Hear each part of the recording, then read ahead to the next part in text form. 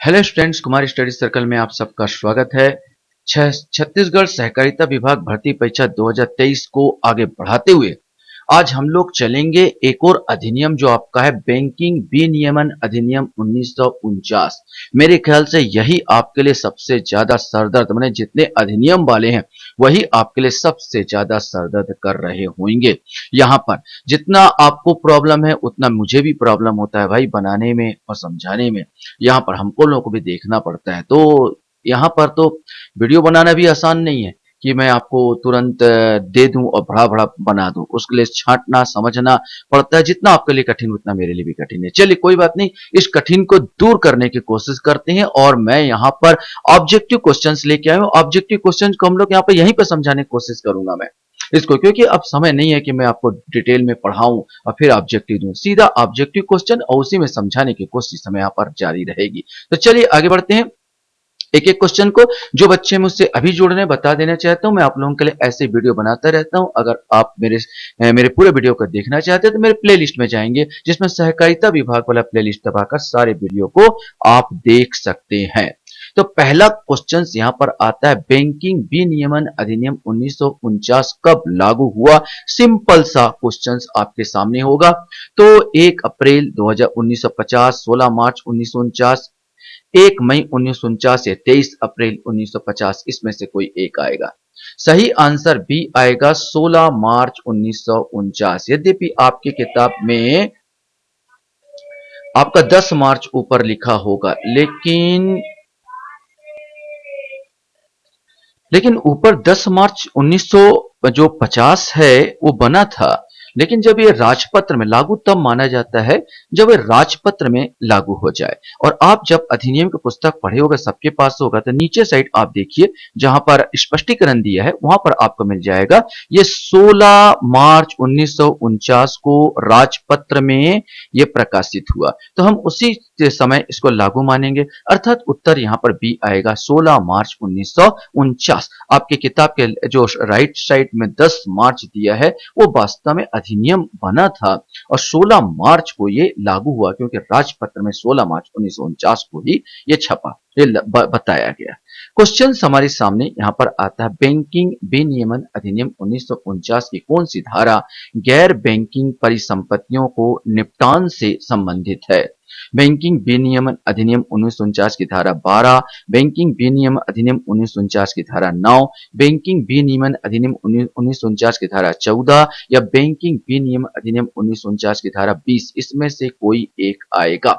यहां पर सही आंसर इसका बी आएगा, बैंकिंग विनियमन अधिनियम 1949 की धारा 9। धारा 9 में जो है आपको बोला गैर बैंकिंग परिसंपत्तियों का निपटान से संबंधित है। मैंने धारा 9 में जो बोला गया है कि बैंकिंग जो अपना कारोबार करती है, बैंक जो अपना कारोबार करती है किस अधिनियम के धारा के तहत करेगी? तो बैंक अपना कारोबार जो करती है वो धारा 6 के तहत करती है। याद रखना, पूरा कारोबार का जो सिस्टम है धारा 6 किससे लेन देन करेगी? क्रय विक्रय, लेन देन, लोन देना, ये देना, ये सारे कारोबार धारा 6 में बताया गया। अब उसका जो निपटान, परिसंपत्तियों का निपटान जो है धारा 9 में बताया गया है। यहां पर 9 में यह बोला गया है स्थावर संपत्ति। स्थावर संपत्ति क्या होती है? जैसे घर मकान, ये संबंधित होती है। जो स्थावर संपत्ति होगा बैंक का अपना नहीं, जो उसने क्रय किया है, जो उसने दिया है या जिसने जब्ती की है। स्थावर संपत्ति कैसे अर्जित की हो, जैसे भी वो अर्जित की हो, 7 साल से ज्यादा धारण नहीं करेगा, ये भी बोल दिया गया। तो आपको यह भी याद रखना है कि स्थावर संपत्ति कितने साल से? 7 साल से ज्यादा धारण नहीं करेगा। उचित कारण बताते हुए आरबीआई इसको 5 साल का रिलैक्सेशन और दे सकती है, लेकिन नियम यह कहता है 7 साल से ज्यादा धारण नहीं करेगा। चलिए आगे हम लोग बात करते हैं, बैंकिंग रेगुलेशन एक्ट 1949 के तहत अधिनियम का प्रवर्तन निलंबित करने की शक्ति किसे है? माने अधिनियम का जो प्रवर्तन जो है निलंबित करेगा, कौन निलंबित कर सकता है? यहां पर अधिनियम को ही निलंबित करना, माने थोड़ा सा देखो, बैंकिंग रेगुलेशन एक्ट 1949 तक अधिनियम को प्रवर्तन निलंबित करने की, जो अधिनियम बना उसके प्रवर्तन निलंबित करने की शक्ति किसे है? आरबीआई के गवर्नर को, केंद्रीय सरकार को, राज्य सरकार को या संसद को? सही आंसर इसका बी आएगा। यह अधिकार केंद्रीय सरकार को है। हाँ, केंद्रीय सरकार के परामर्श पर केंद्रीय सरकार यह हक इसको भी दे सकती है। आरबीआई गवर्नर को तब हक है जब केंद्रीय सरकार इसको ये आज्ञा दे। मतलब पहले तो हक किसको है? केंद्रीय सरकार को है, राज्य सरकार को इसमें कोई हक नहीं है। और केंद्रीय सरकार बाद में जो भी अगर अधिनियम को प्रवर्तन निलंबित करती तो संसद के पटल पर रखेगी। तो संसद ये काम नहीं करता, संसद के पटल में रखेगी, ये बोला गया। केंद्रीय सरकार को हक है। आरबीआई को तभी हक है जब केंद्रीय सरकार से अनुमति प्राप्त करे या केंद्रीय सरकार इसको यह हक देती है। क्वेश्चन हमारे सामने जो आता है, केंद्रीय सरकार राजपत्र में अधिसूचना द्वारा अधिनियम को कितने दिनों के लिए निलंबित कर सकती है? 30 दिन, 40 दिन, 50 दिन या 60 दिन? तो धारा 5 के तहत याद रखने का, धारा 5 के तहत ये 60 दिन तक, माने 60 दिन के पहले तक ये कर सकती है। अगर 60 दिन से ज्यादा चाहती है तो फिर राजपत्र में इसको प्रकाशित करना होगा और राजपत्र में प्रकाशित करके फिर आगे बढ़ा सकती है। और किसी भी दशा में 1 साल से ज्यादा नहीं कर सकती। 1 साल से ज्यादा कोई भी इस चीज को निलंबित नहीं कर सकती। इस चीज में दिमाग में रखना। तो पहला जो आएगा 60 दिन तक, आगे आपको बढ़ाना है तो राजपत्र में प्रकाशित करके फिर 60 दिन तक कीजिए, लेकिन किसी भी ढंग से 1 साल से अधिक नहीं। लेकिन क्वेश्चन ने क्या पूछा था? केंद्रीय सरकार राजपत्र में अधिसूचना अधिनियम कितने दिनों के लिए निलंबित कर सकती है? अधिकतम पूछा नहीं है। अधिकतम लगाओगे तो 1 साल, अगर कितने दिन के लिए निलंबित करती है तो 60 दिन तक निलंबित कर सकती है, इससे ज्यादा नहीं। करोगे तो फिर अब आपको पास कराना पड़ेगा और फिर आपको राजपत्र प्रकाशित करना होगा। बैंककारी कंपनी से कोई ऐसी कंपनी अभिप्रीत है जो खालिस्तान में बैंककारी कारोबार करती है? ये आपको बताना है। भारत में, विदेश में, भारत एवं विदेश में, उपरोक्त में से कोई नहीं, ये आपको बताना है। सही आंसर इसका जो आएगा, धारा 5 में कहा गया है कि बैंककारी कंपनी कोई ऐसी कंपनी अभिप्रीत है जो भारत में बैंककारी कारोबार करती है। क्वेश्चन हमारे सामने यहां पर आता है, बैंकिंग विनियमन अधिनियम 1949 की कौन सी धारा आम निदेशकों के निषेध से संबंधित है? बैंकिंग विनियमन अधिनियम 1949 की धारा 16, बैंकिंग विनियमन अधिनियम 1949 की धारा 14, बैंकिंग विनियमन अधिनियम 1949 की धारा 13 या धारा 18? इसमें से आपको बताना है। सही आंसर इसका ए आएगा, बैंकिंग विनियमन अधिनियम 1949 की धारा 16। भारत में यहां पर है बैंकिंग विनियमन अधिनियम 1949 की कौन सी धारा आम निर्देशकों के निषेध से संबंधित है? माने आम निर्देशकों पर निषेध कौन करती है? तो थोड़ा सा बता दूं कि भारत में निगमित कोई भी बैंककारी कंपनी अपने निर्देशक बोर्ड में ऐसे किसी व्यक्ति को निर्देशक रूप में नहीं रखेगी जो किसी अन्य बैंककारी कंपनी का निर्देशक हो। मतलब यह है कि ए आदमी जो है, ए ऐसा आदमी नहीं होना चाहिए। ए जो है, एक पहले से बी का भी निर्देशक है और यहां पर ये सी का भी बनना चाहता है, तो ऐसे आदमी को प्रतिषेध करती है। कौन है यहां पर? यह धारा 16 ऐसे व्यक्ति को निर्देशक बनने से प्रतिषेध करती है जो पहले से किसी और का निर्देशक है। यह 1900 धारा 16 में कहा गया है। क्वेश्चन हमारे सामने आता, बैंकिंग विनियमन अधिनियम 1949 की धारा 25 खालिस्तान से संबंधित है। सहायक कंपनी की प्रकृति पर प्रतिबंध, भारत की संपत्ति, बैंकिंग कंपनी को लाइसेंस देना या नगद आरक्षित? इसमें से आपको बताना है। सही आंसर इसका बी आएगा, भारत की संपत्ति।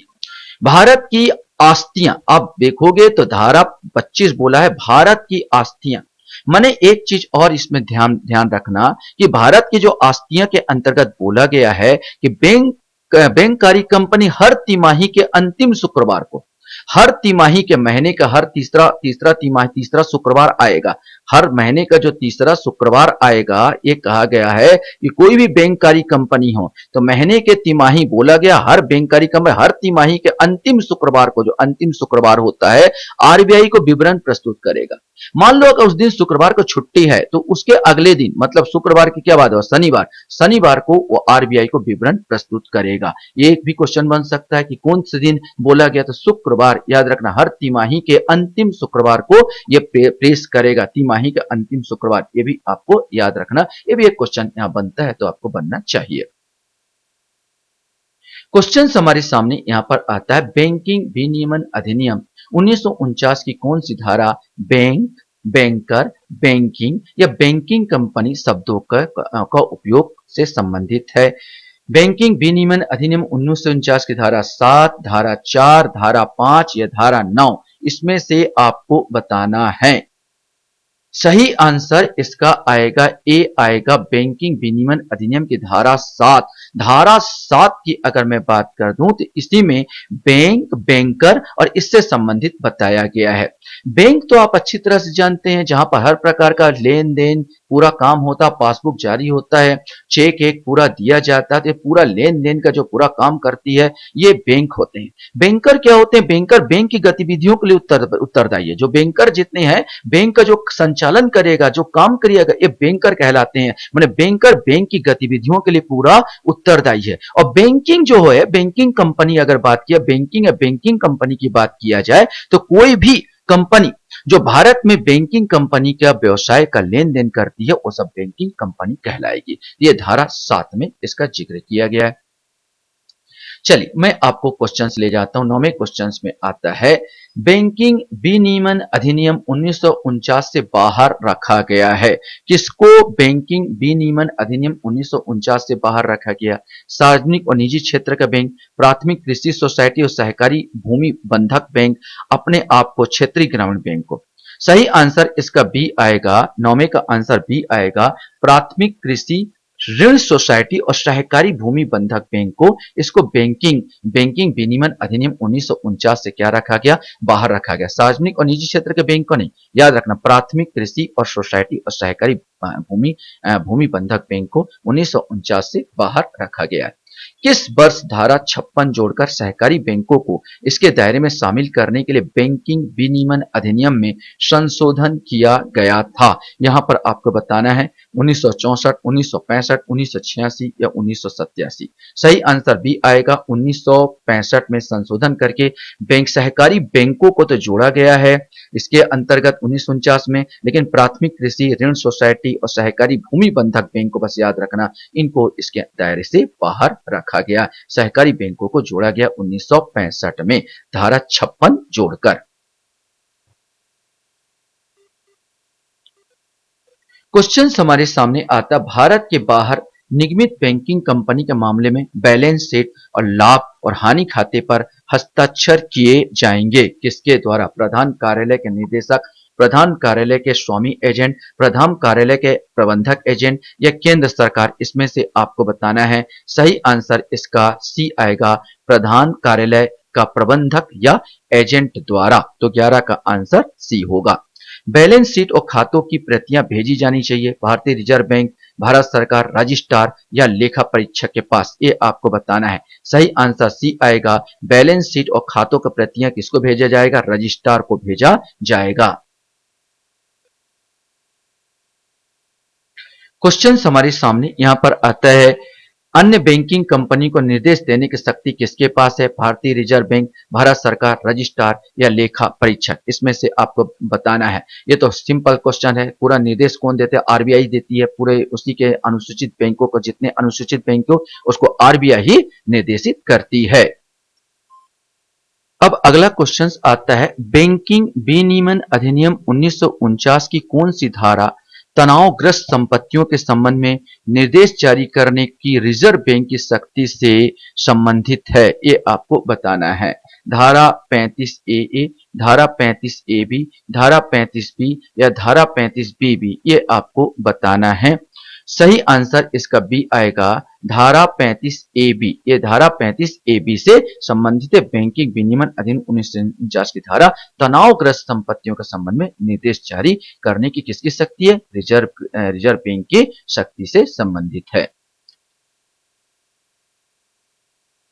क्वेश्चन हमारे सामने आता है, किस बैंकिंग कंपनी द्वारा नाम परिवर्तन केवल अनुमोदन से होता है? माने किसके अनुमोदन से बैंकिंग कंपनियां अपना नाम परिवर्तित कर सकती है? भारत का रिजर्व बैंक, भारत सरकार, रजिस्ट्रार या लेखा परीक्षक? इसमें से आपको बताना है। सही आंसर इसमें ए आएगा, भारतीय रिजर्व बैंक। भारतीय रिजर्व बैंक इसके लिए उत्तरदायी होगी। किसी बैंकिंग कंपनी द्वारा नाम परिवर्तन केवल अनुमोदन से होता है, तो यह है भारतीय रिजर्व बैंक के।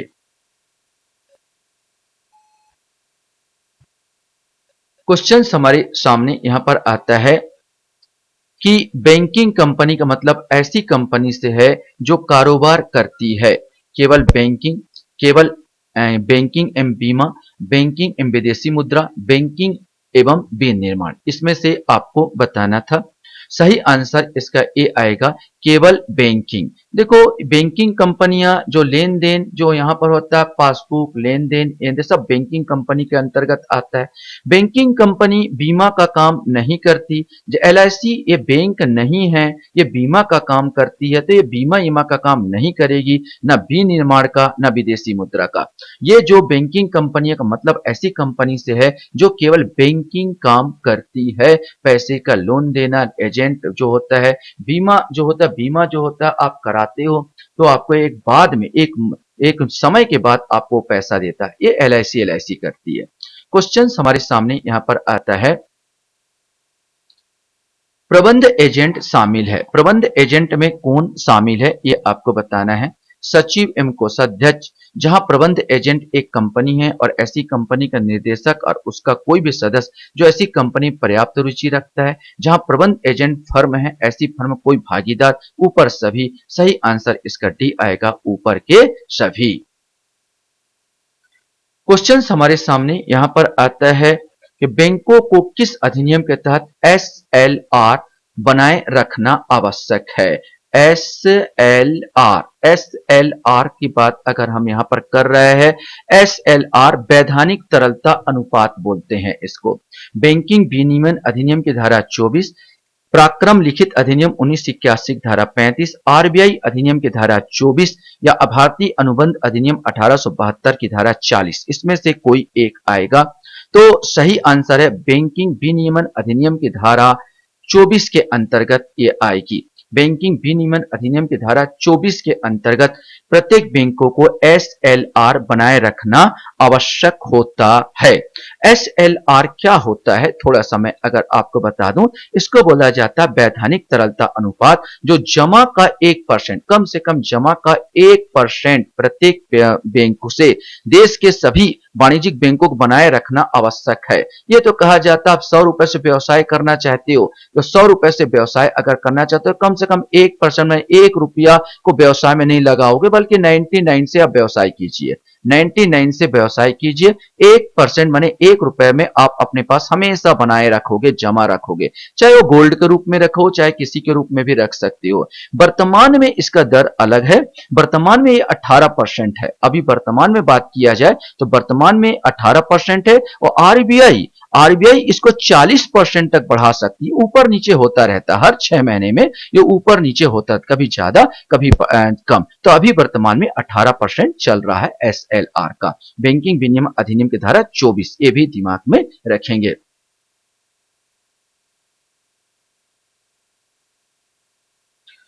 क्वेश्चन हमारे सामने आता, बैंकिंग विनियमन अधिनियम 1949 की धारा 10 खालिस्तान से संबंधित है। व्यापार पर प्रतिबंध, लाभांश के भुगतान पर प्रतिबंध, प्रबंध एजेंटों को रोजगार पर प्रतिबंध और रोजगार के कुछ रूपों का प्रतिबंध, ऋण और अग्रिम का प्रतिबंध, इसमें से आपको बताना है। सही आंसर सी आएगा, प्रबंध एजेंटों को रोजगार पर प्रतिबंध और रोजगार के कुछ रूपों पर यह प्रतिबंधित करता है। माने कोई एजेंट होते हैं जो दिवालिया घोषित हो गया हो, कुछ एजेंट होते हैं जो अपराधी प्रवृत्ति के हो, इसको ऐसे एजेंटों को कोई भी जो बैंकिंग कंपनी है अपने यहाँ एजेंट के रूप में नहीं रखेगी। जिनका चरित्र अच्छा नहीं है, जो जो असिद्ध दोष अपराधी हैं, जो दिवालिया हो चुके हैं, ऐसे एजेंटों को कोई बैंकिंग कंपनी अपने यहाँ नहीं रखेगी। ये धारा 10 के तहत कहा गया है। भारतीय क्षेत्रीय ग्रामीण बैंक का तात्पर्य क्षेत्रीय ग्रामीण बैंक अधिनियम की धारा 3 के तहत स्थापित क्षेत्रीय ग्रामीण बैंक से है। ये आपसे क्वेश्चन पूछा गया है। 1974, 1975, 1976 या 1977, सही आंसर इसका सी आएगा, 1976। क्वेश्चन हमारे सामने यहाँ पर आता है, रिजर्व बैंक का तात्पर्य भारतीय रिजर्व बैंक के अधिनियम की धारा 3 के तहत गठित भारतीय रिजर्व बैंक से है। 1934, 1935, 1945 या 1946 इसमें से आपको बताना है। सही आंसर ए आएगा 1934। 1934 के अधिनियम धारा 3 के तहत गठित रिजर्व बैंक से, तो 1934। वैसे भी 1935 के अधिनियम में आपका जिक्र, जब भारतीय अधिनियम आया था 1935 इसका जिक्र बना था, लेकिन यहाँ पर है रिजर्व बैंक का तात्पर्य भारतीय रिजर्व बैंक अधिनियम। भारतीय रिजर्व बैंक अधिनियम धारा 3 के तहत, धारा 3 के तहत बात किया जाए तो 1934 यहाँ पर आएगा। सहकारी बैंक से भिन्न कोई सहकारी सोसाइटी अपने नाम के भाग के रूप में या अपने कारोबार के संबंध में किन शब्दों का प्रयोग नहीं करेगी? बैंक, बैंकर, बैंकारी, उपरोक्त सभी। देखो, जो सहकारी बैंक से भिन्न कोई सहकारी सोसाइटी है या ऋण सोसाइटी है, जो पहले बताया जा चुका, जो अधिनियम माने ये इसके अंतर्गत आता ही नहीं है। इस अधिनियम के अंतर्गत, भारतीय रिजर्व बैंक अधिनियम के अंतर्गत ये आता ही नहीं है, तो ये कोई भी नाम धारण नहीं करेगी। ना बैंक होगा, ना बैंकर होगा, ना बैंकारी होगा। तो उपरोक्त सभी, ये कोई भी नाम ये अपने पीछे नहीं लगाएगी, क्योंकि ये है ही नहीं है। आशा करता हूं ये वीडियो भी आपको अच्छा लगा होगा। वीडियो वॉच करने के लिए धन्यवाद। Thank you very much.